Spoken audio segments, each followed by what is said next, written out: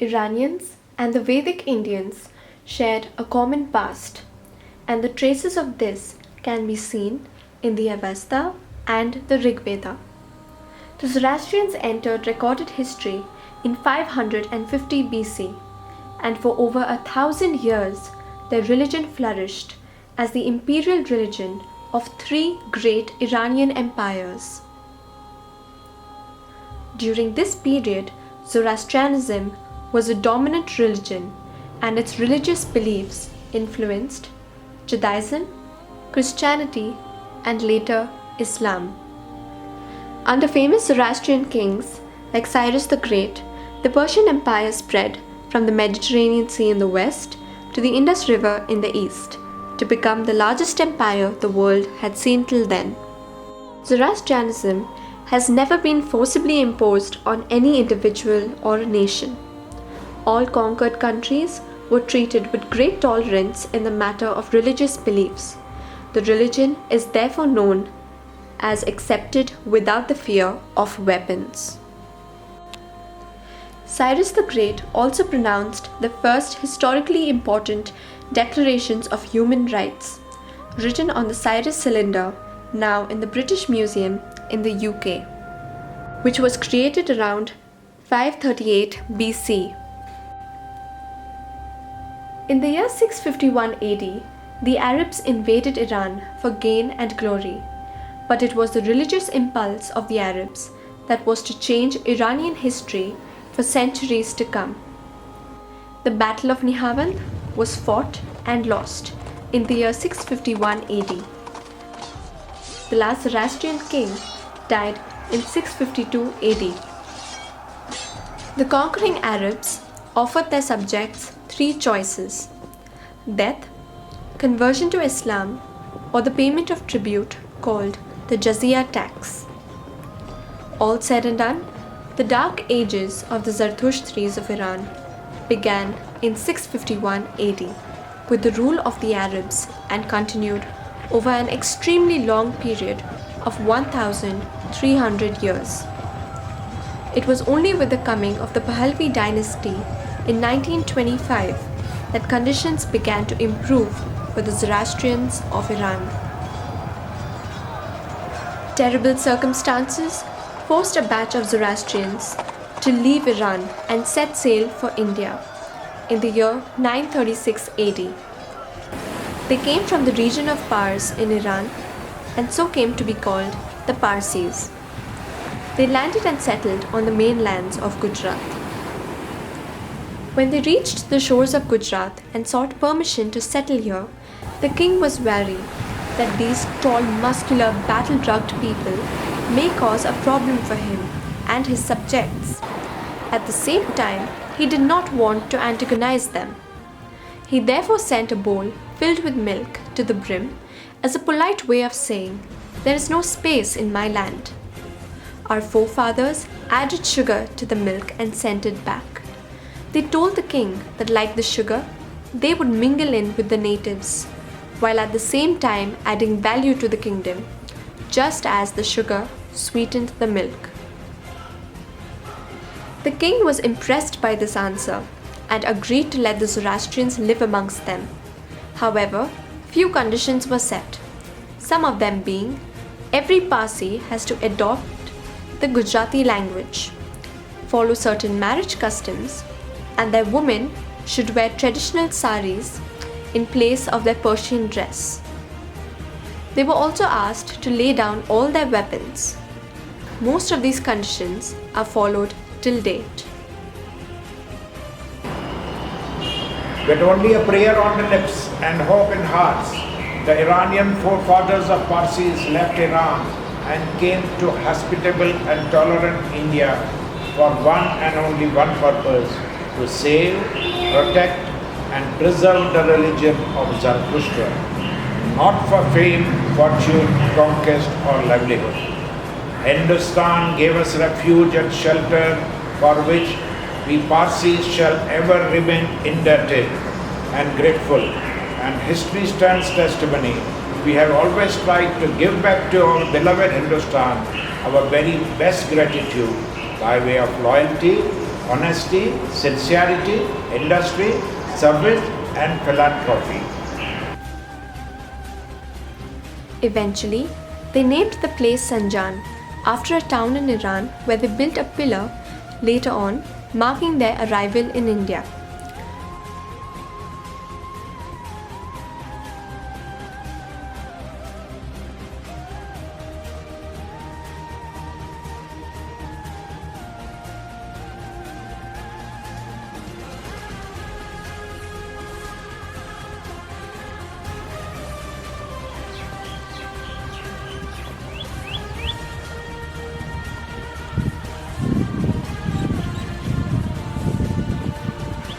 Today, beside the pillar, there is a capsule placed underground, which consists replicas of important Zoroastrian scriptures, information about their religion, artifacts, and so on, which centuries later would be useful in informing archaeologists about this religion known as Zoroastrianism. The Zoroastrians are the followers of the Iranian prophet Spithaman Zarathustra, who lived in the great Iranian homeland. The Zoroastrians do not believe in either idol worship or any form of worship. They perceive their god, who is known as Ahura Mazda, as endless light. The fire, which is the most important creation of Ahura Mazda, has been given the status of Ahura Mazda's sun. Fire is held very sacred amongst the Zoroastrians, because of which, even while putting off a candle, we do not blow at the flames, as that is considered as a form of disrespect. The religious book of the Zoroastrians is the Zend-Avesta. Good thoughts, good words, and good deeds are one amongst the many teachings of this religion. Udwara, a small town in Gujarat, is the main pilgrimage center for Zoroastrians. It is renowned for its Atash Behram, a place of worship, and it houses the oldest fire which is burning from the last 1300 years. Zoroastrians do not believe in any form of conversion. To be a Zoroastrian, you need to be born as one. A Zoroastrian child, male or female, has to undergo an initiation ceremony known as the Navjot. During the Navjot ceremony, the child is presented with two emblems of the Zoroastrian faith. The first is a spotless white shirt called sadra, made of cotton. Near the bosom, there is a small pocket called giroban, meaning the bag of faith, as well as that of righteous deeds. The second is a sacred girdle called kasti, which is woven with 72 threads of wool. As the shirt is regarded as an armor, this girdle is the belt of a soldier fighting against evil. During the ceremony, the child's parents generally wear the traditional Parsi attire, such as a garo for the women and a dagli for men. Traditional food is prepared, such as ravo, salima margi, and dhan dal. These items are also served during weddings. In Zoroastrianism, men and women are treated equally right from the ancient times. Therefore, girls and boys have navjots. There is no dowry during a wedding. In fact, the expenses of a wedding are shared equally by the girl's side and the boy's side. The duty of working, taking care of the household, and the children are responsibilities that are shared by the husband and the wife. In Zoroastrianism, both partners enter the wedlock, the sacred matrimonial state, for increasing each one's potentiality for doing good. Intercaste marriages are not allowed. Zoroastrians believe that no harm should be caused to our body, and therefore this religion does not believe in fasting, sacrifices, piercings, and tattoos. However, concepts on piercings and tattoos are slowly changing due to development in technology, as today getting tattoos are much safer compared to the olden times. Zoroastrianism is an eco-friendly religion and believes that no natural elements like water, fire, and earth should be defiled by consigning dead bodies or any other dirt. Therefore, a unique system of Khurshid Nagarashni, exposure to the sun, is used since the ancient times for the disposal of the dead. As the dead bodies are exposed to the sun, it also gives an opportunity to the birds of prey to feed on the dead corpse, to which we have no objection.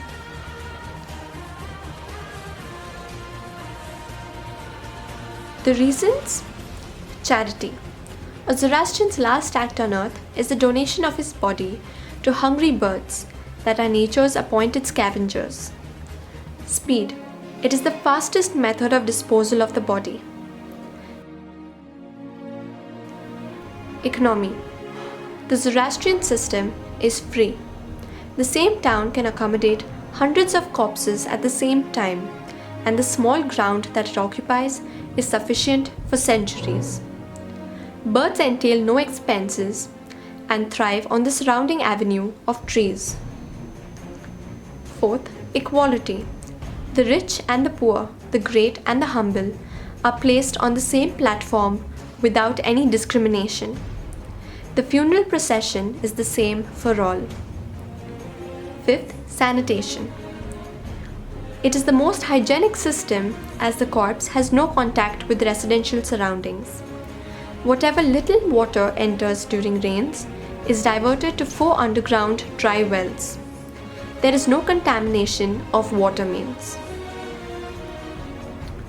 A dog is requisitioned and merely shown the body from time to time, at fixed intervals, at home, as well as just prior to final consignment to the tower. It is a precaution to avoid hasty disposal, and it is said that a dog would give a howl of terror if the etheric body is under suspended animation and tremor. The last 10 days of the Zoroastrian year is known as Muqtad. This is a time when it is believed that all the souls come down to earth. After Muqtad, the new year is celebrated as Navroz. The main festivals celebrated by Zoroastrians are the first day of the calendar year, Navroz, Khordad Sal, which is the birthday of the Prophet Zarathustra, and on March 21st, the day of spring equinox, also known as Jamshed-e Nowroz. The other important symbol is that of the Farohar, the guardian angel, which guides all humans. It is depicted as a human body with wings. Zoroastrians, while praying, mostly stand in front of natural light, that is the light of sun, moon and the stars, and the light of fire. Fire is an important requisite in all ceremonies of Zoroastrian religion. A devo, which is an oil lamp, is burnt in front of the pictures of our beloved lost ones. It is used during jashans, at home, as well as in the agyaris. In our fire temples, the priests take care to see that the fire keeps on burning forever, and prayers are offered 5 times a day, and dry scented wood is offered to the fire by all devotees.